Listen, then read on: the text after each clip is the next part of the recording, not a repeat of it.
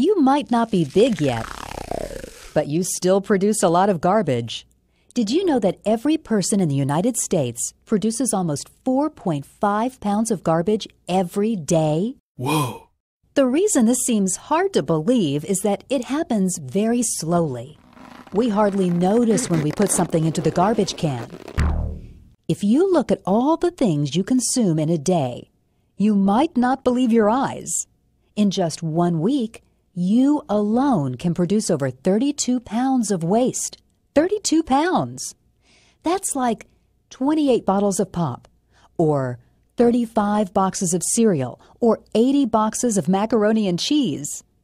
That means that just during the school year, each of you produces over 1,216 pounds of garbage. Wow! Can you imagine putting that much trash in your garbage can and then trying to pull it to the curb?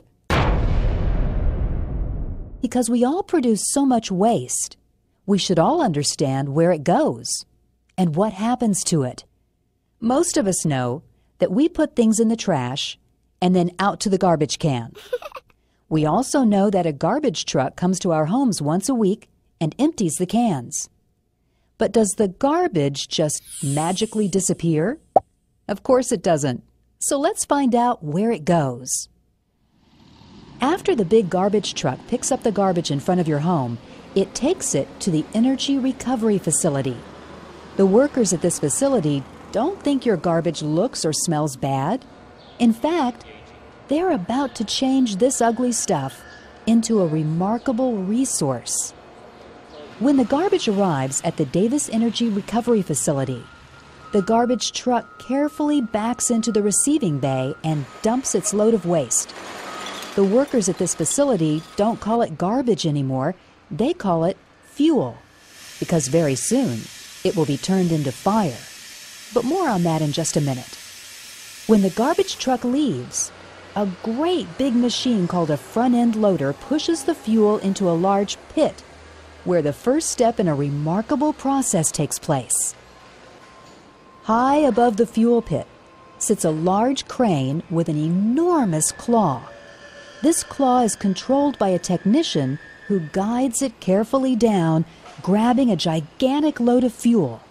The claw then carries this load of fuel high above the fuel pit and puts it into the feed hopper, which is really like a great big funnel. This funnel is so big, you could put a whole swing set in it. Now that's big. The fuel drops out the bottom of this funnel and is pushed by a large ram into the combustion chamber. The fuel is carried through the chamber on a combustion grate or a conveyor system.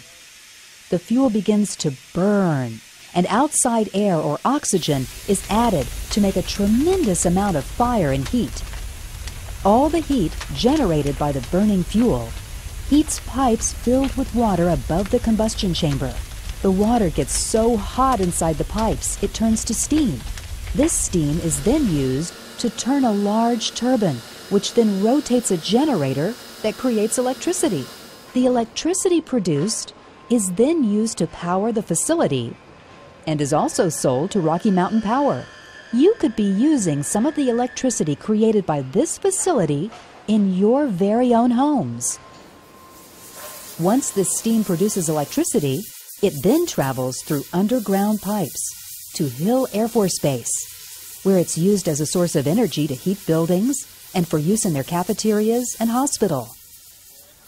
When the garbage or fuel is all burned up, only about 10% remains as ash, which looks just like the ash you might see in a campfire pit.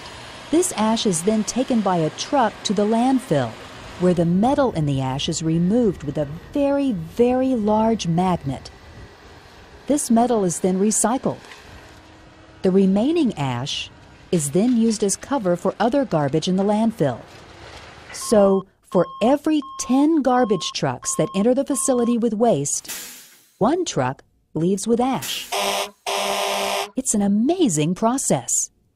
You might be asking yourself where all the smoke is. Don't big fires like those in the combustion chamber make a lot of smoke? Yes, they do. The Energy Recovery Facility uses scrubbers to clean the air. When you wash the dishes or your bicycle or even your dog, you have to scrub them with a brush, using soap and water to remove the dirt. The air scrubbers work much the same way. They use water and cleaning agents to remove the smoke from the air. In fact, the scrubbers clean the air so well that you can't see or smell any smoke coming from the smokestacks outside. The bus you rode here on produces more chemicals than the exhaust from this facility.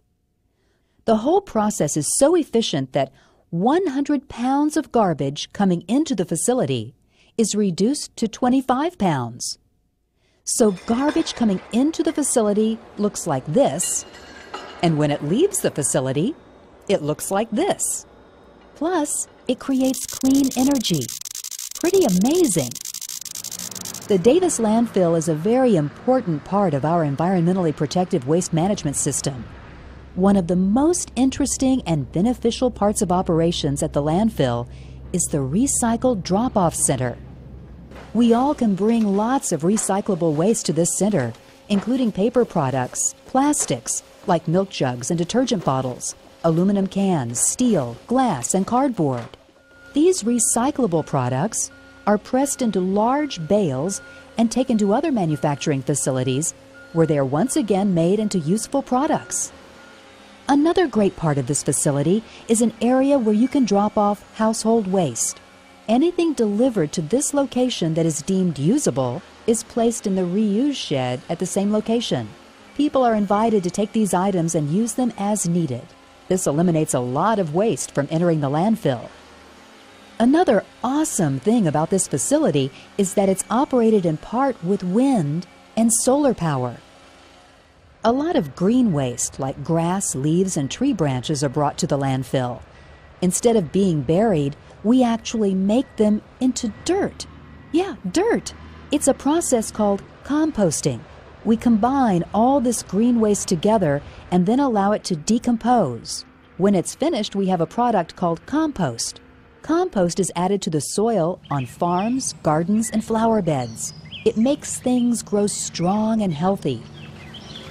The material that can't be reduced, reused, or recycled is put into the landfill. Because garbage can sometimes damage the environment, special steps are taken to ensure that it's disposed of in a way that treats this area with respect. The landfill is lined with a geosynthetic liner. This liner protects the water and soil underneath from being contaminated by the garbage. When waste is put into the landfill, the ash from the energy recovery facility is used to cover that garbage. We are required to use 6 inches of soil to cover the garbage every day. We use the ash as an alternative to soil. This helps to keep the garbage from blowing around and keeps animals out of it. When a section of the landfill is completely filled, another liner is put on top. Soil is then added and plants and grasses are introduced to cap the area. Underneath, the garbage begins to decompose, producing a gas called methane. Methane is both a good and a bad gas. If it's allowed into the air, it can cause pollution. If trapped, it can be used as a clean source of energy. The Davis landfill has created a very efficient process to capture the methane gas. Once this gas is collected, it's compressed and then sold to Hill Air Force Base. The gas is then used to run an engine similar to an engine in a car. As this engine runs, it produces electricity that is then sent to Rocky Mountain Power and then to your homes. Because of the efforts of so many people, the life of this landfill is expected to extend many years into the future. When it's finally filled, the area will be turned into a park where families from the entire area can come and enjoy spending time playing and enjoying the outdoors in a clean and safe environment. We should remember that we all create garbage.